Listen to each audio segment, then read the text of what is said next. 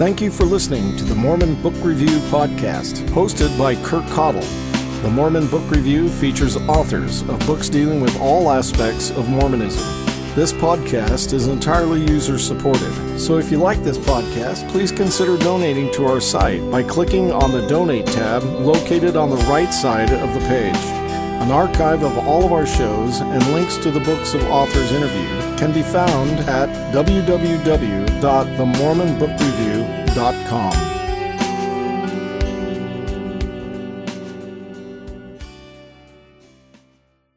I'm here today with Joe Spencer. Joe Spencer is a Ph.D. candidate in philosophy at the University of New Mexico, where he focuses on contemporary French thought and the history of analytic philosophy. In Mormon studies, his focus is scriptural theology, with an emphasis on the Book of Mormon. He has published in Dialogue, BYU Studies, the Journal of Mormon History, and elsewhere, and is the author of Another Testament on Typology and For Zion, a Mormon Theology of Hope, which is forthcoming from Kofford Books. Hello, Joe, and thank you for joining me on the show today. Now, first let me ask you this question and get it out of the way. Why write about the Book of Mormon? I know just from personal experience with you that you spend a lot of time pondering over this book. So just what is it about the book that interests you so much? About the Book of Mormon? Yeah, about the Book of Mormon. Well, obviously I have certain faith commitments that bind me to it. But I mean, I think if you're speaking more at a more, say, scholarly or academic level, my interest drives from the fact that we don't pay nearly enough attention to what this book is, how it works, what it's trying to accomplish, and all of that sort of thing. And so when I'm doing my sort of academic or scholarly work on the Book of Mormon, I'm trying to sort out what this text is doing and to see if we can't figure out a great deal more about about what it does, how it functions, how it's organized, what its major themes are, that sort of thing. So when did the Book of Mormon really start to interest you on an academic level? Or has it always been like that on some level? A long time ago, I would say. I don't know how long it's been. Forever, it seems. So what about people that might say something like, the Book of Mormon's important to me spiritually, but I would never have any need to read a book that was academically written on the Book of Mormon?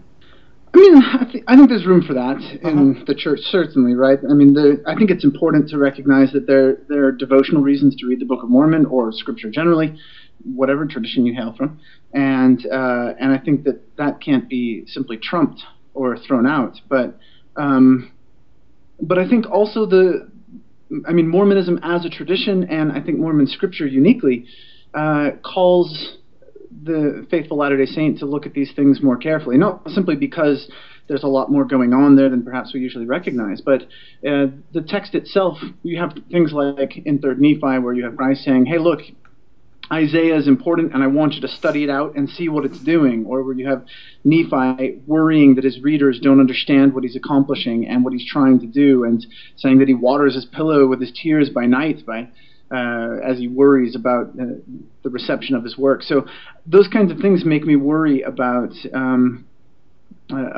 any kind of, well, I don't really need to deal with trying to sort out at least at a more rigorous level. I don't know if it has to be academic, but at least at a rigorous level, what really is going on in these scriptural texts. Mm-hmm. And so what authors or thinkers were influential in getting you to think deeper about the Book of Mormon text in the first place? And are those authors or thinkers still relevant for you today, or have they evolved and changed through the years? That's an interesting question. I mean, there's a certain way in which there wasn't anyone that really kind of spurred my work on Scripture in the first place. I began doing serious work on the Book of Mormon without knowing there was anyone else out there really doing serious work. And I was very frustrated when I began reading to try to find people who were doing serious work. I was pretty astounded at how little serious work I found on the Book of Mormon. The first author I found who really, I felt like, spoke to me in that way, and I felt like, hey, this is the kind of thing I've been looking for, was Hugh Nibley. I don't think that's an uncommon experience. And I read Nibley quite a bit, and then read a great deal of the Farms publications and so forth. But I was frustrated as I read all of them as well. I mean, I like a lot of what's going on there, and there's some really, really fantastic, productive stuff. But I had absolutely no taste for apologetics or trying to show a reason to believe in the Book of Mormon or something like that, where I just wanted to know what the book was doing and what it was trying to say. And so a lot of the stuff that I read along the way has become less relevant the further along I've gotten. I can drop bits and pieces from it, but I don't spend a lot of time in that literature as much anymore. And beyond that, I mean, there are a few people that have sort of come on the scene since I began doing work on the Book of Mormon.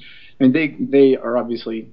Their work has preceded mine, but I was working quietly and in my own study away from the Mormon studies circles or something like that before any of their stuff came out. So I'm thinking here of Terrell Givens and his several books on the Book of Mormon. Of course, Grant Hardy's remarkable book and his reader's edition of the Book of Mormon.